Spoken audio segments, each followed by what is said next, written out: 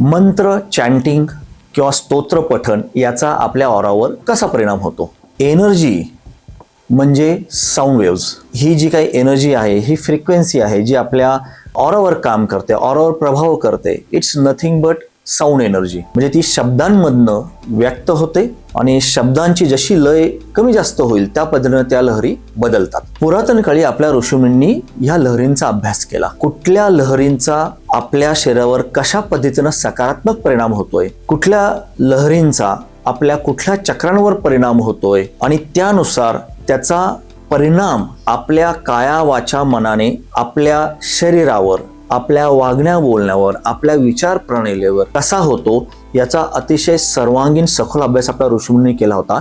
आणि त्याच्यातूनच त्यांनी मंत्रशास्त्र हे निर्माण केले. तर मंत्र किंवा स्तोत्र याच्यामध्ये जे काही विशिष्ट शब्द त्यांनी पेरले, त्याला विशिष्ट लय दिली, त्याला विशिष्ट क्रम दिला आणि ह्या गोष्टींची काळजी घेतली की तो विशिष्ट मंत्र त्याच पद्धतीनं जर तो बोलल्या गेला वारंवार तर विशिष्ट साऊंड वेव्ज किंवा ध्वनी लहरी आपल्या मुखातनं बाहेर पडतात, आपल्या ऑरामध्ये त्या प्रवेश करतात, आपल्या ऑरावर त्या प्रभाव टाकतात. त्यानुसार तो अपेक्षित परिणाम आपल्याला मिळू शकतो. आणि याचाच उपयोग करून त्यांनी वेगवेगळ्या देवी देवतांचे मंत्र निर्माण केले, स्तोत्र निर्माण केले की जेणेकरून त्याचं पठण किंवा चॅन्टिंग केले असता त्या विशिष्ट लहरी निर्माण होतात आणि त्याच्या माध्यमात जी काही फ्रिक्वेन्सी निर्माण होते त्या देवतेचे आशीर्वाद आपल्याला मिळावेत किंवा त्या देवतेच्या ऊर्जेशी आपला ऑरा कनेक्ट व्हावा, या पद्धतीची ती सगळी रचना आपल्या ऋषीमुनींनी केली होती. आणि म्हणूनच मंत्र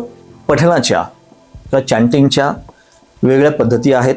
जशी त्याची लय बदलेल त्या पद्धतीनं फ्रिक्वेन्सी बदलते आणि त्याचा प्रभावही बदलतो. याची जी काही वेगवेगळी पद्धत आहे ती बरेच लोक वेगळ्या पद्धतीनं सांगतात. तुम्हाला जी आवडेल, जी भावेल, ज्याचा तुमच्यावर तो चांगला सकारात्मक प्रभाव पडतोय असं तुम्हाला जाणवतोय ती तुम्ही करू शकता. म्हणजे फॉर एक्झाम्पल म्हणायचं झालं, ओंकार जो आहे तो सुद्धा वेगळ्या पद्धतीनं चांट करतात. जसं ओंकारचं एक आहे की अ उ म असं केलं जातं किंवा ओ मोठा घेऊन म शॉर्ट केला जातो किंवा अ म पुन्हा शॉर्ट. तर ह्या प्रत्येक लयीला वेगळं वेगळं महत्व आहे. ते किती लांब किंवा किती शॉर्टमध्ये चॅन्ट करतोय त्याच्यानुसार निर्माण होणारी फ्रिक्वेन्सी बदलते. जसं ओमचं आहे तसं प्रत्येक मंत्राचं सुद्धा आहे. अर्थात ते आपण नंतर भविष्यात ज्यावेळी काही विशिष्ट पॉडकास्ट आपण घेऊ मंत्रशास्त्रावर किंवा शब्दशास्त्रावर, त्यावेळी आपण नक्कीच त्याचं डिटेल आपण त्याचा चर्चा करूयात. परंतु आता अगदी थोडक्यात सांगायचं झालं तर प्रत्येक मंत्राच्या चॅन्टिंगला, त्या चॅन्टिंगच्या लयीला एक विशिष्ट महत्व आहे. कारण प्रत्येक लय ही वेगळ्या पद्धतीची साऊंड फ्रिक्वेन्सी निर्माण करते. त्यामुळे जसं तुम्ही उच्चारातला लयीमधला बदल निर्माण करता त्याच पद्धतीनं ती ऊर्जा सुद्धा वेगवेगळ्या पद्धतीनं बदलत जाते. त्याचा अभ्यास करणंच गरजेचं आहे की अभ्यास करूनच तुम्हाला लक्षात येईल की कुठल्या मंत्रांची कुठली चॅन्टिंग पद्धत किंवा कुठली लय ही तुम्हाला कम्फर्टेबल वाटते, की जे चॅन्ट करता करता तुमचं मन शांत होत आहे, तुमचं मन प्रसन्न होत आहे, तुम्हाला त्या ऊर्जेचा अनुभव येत आहे.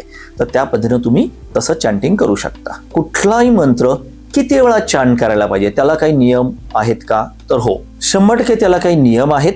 आणि त्या नियमांच्या मागे पण फार महत्वाचं कारण आहे. कुठल्याही मंत्रांचं चॅन्टिंग करताना ते विशिष्ट पद्धतीनं तर झालंच पाहिजे, पण त्याची जी क्वांटिटी आहे, म्हणजे किती वेळा तो चॅन्ट केला पाहिजे, तर त्याचं पण एक वेगळं शास्त्र आहे. कारण गरजेपेक्षा जर कमी प्रमाणात चॅन्टिंग केलं त्याचा उपयोग होणार नाही आणि गरजेपेक्षा जास्त चॅन्टिंग केलं तर ऑब्व्हियसली त्याचा विपरीत परिणाम होऊ शकतो आपल्या शरीरावर, आपल्या ऊर्जेवर.